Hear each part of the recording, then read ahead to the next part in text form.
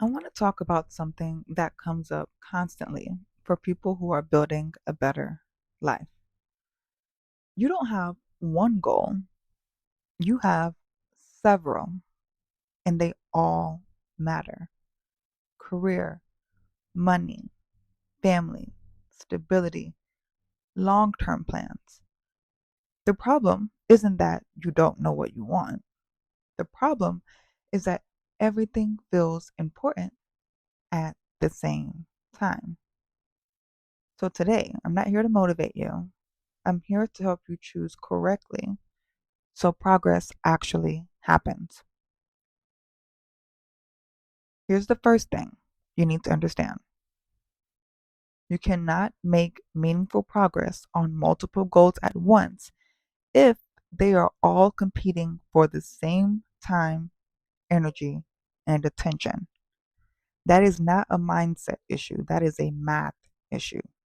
So the question becomes, which goal gets priority right now? Not forever, not for the year, but right now. So here's how you decide that without spiraling. You're going to take all the goals you're actively thinking about and write them down, every single one.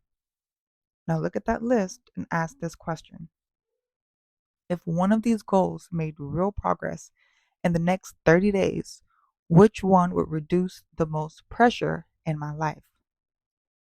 Not which one feels exciting, not which one sounds impressive, which one would make everything else easier to deal with.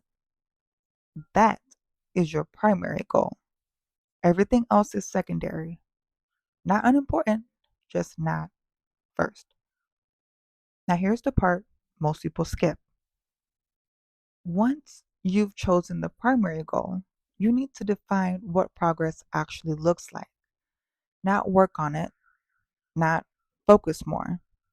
Progress means a specific outcome, a clear step completed, or something measurable changed.